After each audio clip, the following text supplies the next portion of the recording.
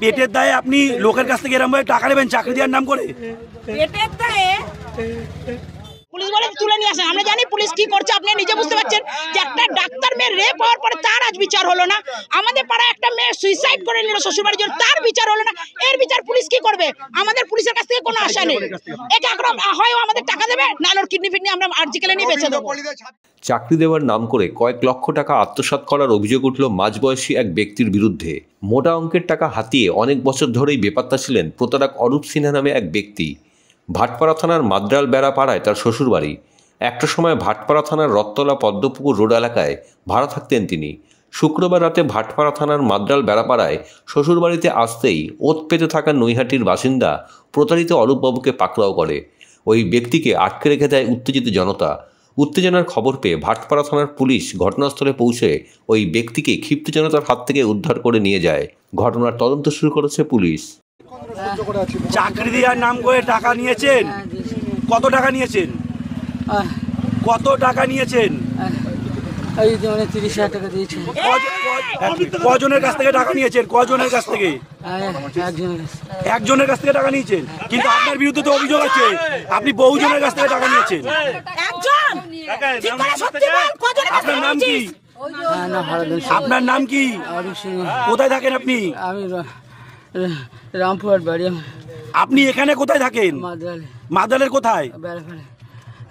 কেন টাকা নিয়েছেন এদের কাছ থেকে? কোনো হিংসা নেই দাদা, আমাকে তো 100 টাকা কেউ দেয়নি। মানে আপনি কি চাকরি দিয়েছেন এদেরকে?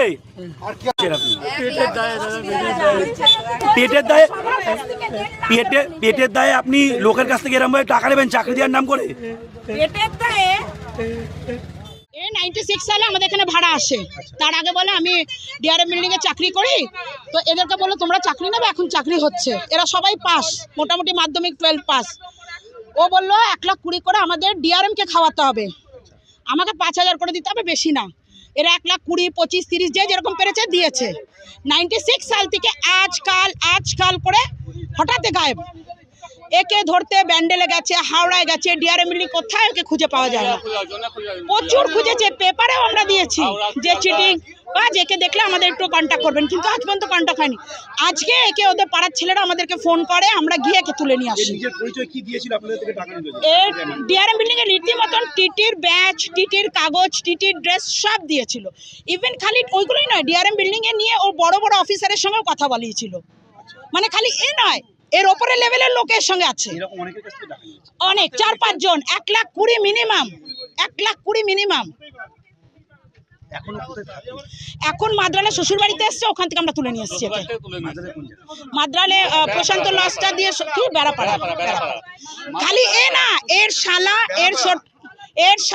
এর ছোট শালি সব একরকম, ইভেন এর শাশুড়িও। পুরো ফ্যামিলিটা করাপ্টেড। হ্যাঁ, পুলিশ বলে তুলে নিয়ে আসেন। আমরা জানি পুলিশ কি করছে, আপনি নিজে বুঝতে পারছেন যে একটা ডাক্তার মেয়ে রেপ হওয়ার পরে তার আজ বিচার হলো না।